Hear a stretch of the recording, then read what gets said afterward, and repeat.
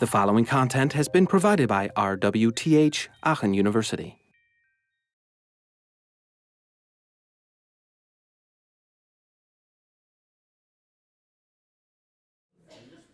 A couple words about how to observe users, because that is going to be part of what you will be doing. If we're trying to observe users, you need to understand what your goal is of the observation. Like, what is it that you want to analyze in your data later? Who will you be observing? You need to find out from people not just what they do, but also what they think they're doing. So the surprising thing, which we'll get back to later when we talk about user observation in detail, is that when you ask people about their behavior and when you actually watch them do their thing, those are not always the same activity. Right? Like the example I gave you with this guy who clicked away the mask, we had talked about his task beforehand, and he hadn't actually mentioned that mask because it was so unimportant that he never even thought about it. He just clicked it away. And then finally, as with designing a system, you do iterations and you build prototypes. So will you do that with your observations? When you do observe users, you actually do something like a pilot study. So you test your observation process on a good friend to see whether you've got everything right. So observations of users means, in the simplest way, who, where, and what. So who is using the technology? Where are they using it? What's the context? And what are they doing with it? That's the simple observation framework. And we can blow that up. This is taken, by the way, from the excellent book Interaction Design by Jenny Priest and her colleagues. And this is extended into a more detailed observation framework, just to give you an idea of the kind of questions you will be asking when you do that. What's the space that you are in physically? How is it laid out? Is there, for example, is there a clock on the wall? Those kinds of things. What are the people and relevant details of those involved? What are these people, the actors, doing, and why are they doing it? What physical objects are present? Furniture, computer technology, etc. What are specific individual actions or acts? Is what you are observing part of a special event, like, I don't know, a meeting, or is it just normal office work? What's the sequence of how things are rolling out? What are the actors trying to accomplish? What is their ultimate goal to get to? And what is the mood of the group and individuals? Like, how are they feeling while they're doing this? What are you getting back as that? So observing that is tricky. And I want to give you an example here. There's a little video that I'm going to play on a study about how people use projectors, like this thing there on the desk, on the ceiling. You might think you know everything about how to use a projector and how people use projectors. But when you look at this video, you'll find that there's actually there's a very carefully done, deeper analysis of the use of projectors that I found really enlightening. So be prepared to have your mind blown about the use of projectors, okay?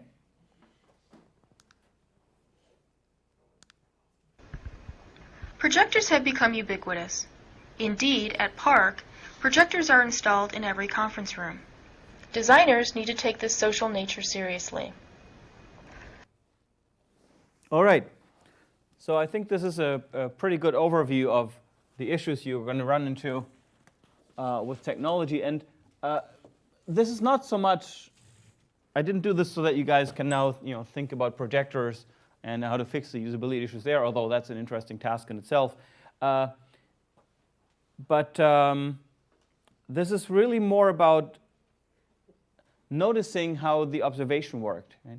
Did you notice they had clips of actual users in actual office meetings at Park in there that they filmed while people were struggling with the technology? So they developed empathy for the user, and they noticed these sort of the small and the bigger aggravations, the suffering, so to say, of the users. And I'd like you guys to just maybe think about this.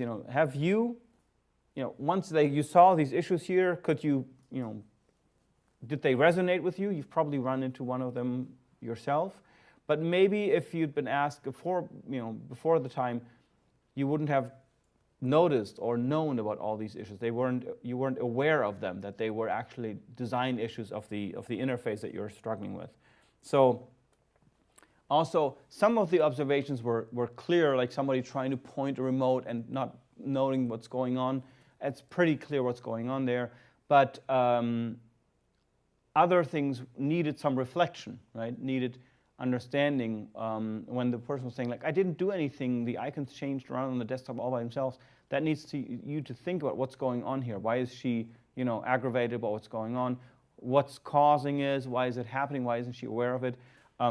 So it's about I think it's a good video because it shows not just screenshots of an interface and this is good, this is bad.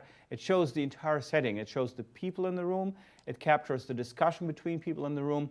It captures these interesting moments when one person is struggling to get the projection working and the others are starting to offer help. And by the way, you guys will all be in this kind of situation when you're presenting your final project pitches at the end of this class. You will be up here trying to get your projector to work while everybody's waiting for you, and you will know about these 30 seconds that feel very, very long. So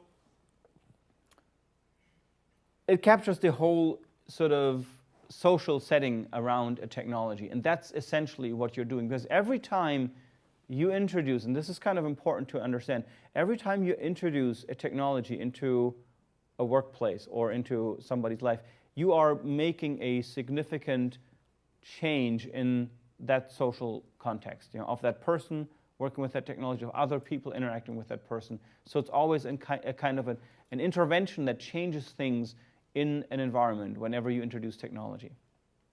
And that's what projectors essentially do. So interviews. Before you talk to people, you prefer an interview protocol to know what you're going to be asking. You don't focus on presenting your ideas first, but you try to learn about the task. This is, as you can understand, still about this original first step of empathizing with the user, as the design thinking people called it, or understanding your users. Who's my user? What's their task, right? That's why we're talking about these things now. You run your pilot interview to make sure that you got things right, where you interview one, for example, student in your group or outside your group, and you make sure that your interview process works before you actually do the interview itself. Make sure to have a separate observer to note any problems, any issues, any pitfalls in your interview process. And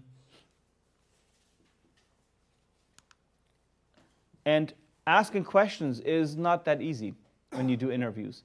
You should be asking clear, simple questions, not too broad. For example, when you ask people, like, let's say you're trying to find out something about an audio player, and you say, like, so do you listen to audio on your computer, or do you listen to audio on your device, whatever, smartphone? And they're like, yeah. So what does that mean, right? That didn't tell you much. And then you ask, so how often? Yeah, sometimes, And you got to keep drilling. Like, so when does it happen? So you start digging into the context, right? It's like, when I'm on the bus. Okay, so that's interesting. So when do you start it? Well, when I get on the bus or when I walk around. So you keep digging in and trying to understand things. And asking questions like, do you like this user interface is not going to help you very much. It can help you to get a first feel, but you need to dig deeper to understand what's going on. Also understand that users don't always answer truthfully. For example, if you ask somebody, how many hours do you watch TV every day? Right? You might get numbers that are lower than the actual numbers because maybe they're embarrassed to talk about it that way. Or maybe they're not. There's a wonderful example of those kinds of questions where somebody asked, I think this was a study in the UK where they asked men and women, how many different sexual partners have you had? Oh, I see like lots of heads perking up. I said the word sex in the class. So they asked this, and it turns out men reported a higher number than women throughout the whole study. And you can think about this in your spare time, maybe work out the numbers later in the break. That doesn't add up, right? So there's something going on here where the reporting isn't quite truthful. So that's why I said triangulate earlier, right? Triangulating means you ask people, you get their answers, and then you also observe. Maybe not in this particular question that I just mentioned, but in general, you also observe users' behavior, so you get data from observation and from interviews, okay? Sometimes you need, so sometimes people just don't know, right? If you ask people how many hours do you spend doing email every day, I don't know. I couldn't give you a good estimate. I would have to do a very rough estimate. And sometimes they're embarrassed to report things. So you got to formulate your questions carefully. Sometimes you have to ask indirectly. And above all, you don't ask leading questions, although it's very tempting. So let's say here you are. You did your master's thesis. You developed an awesome new text editor, okay? And as part of your thesis, because you're writing it in our lab, you got to run a user study. So you go to some people and you show them your text editor and you show them Word and you say, okay, I would like you to type, the following text in these two systems. One is my awesome new text editor that I spent the last 6 months of my life building, and that is going to decide my degree and my grade and my future career. And the other one is Microsoft Word. And and please tell me completely objectively which one you like better, right?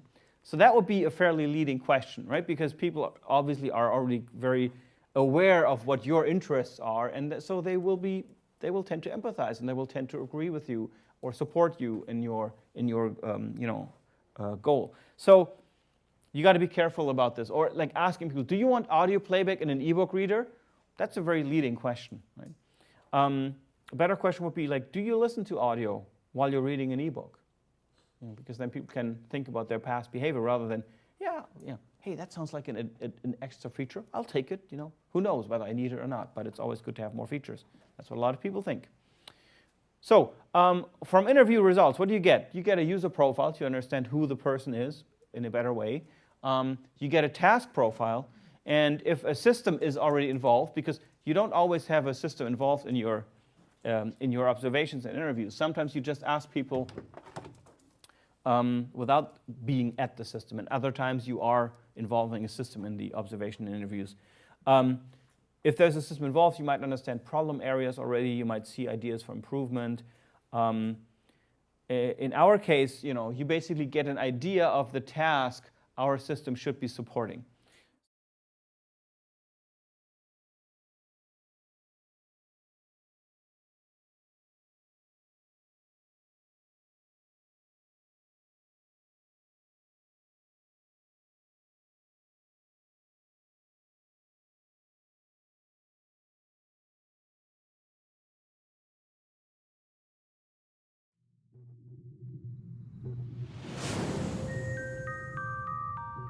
This content was provided by RWTH Aachen University.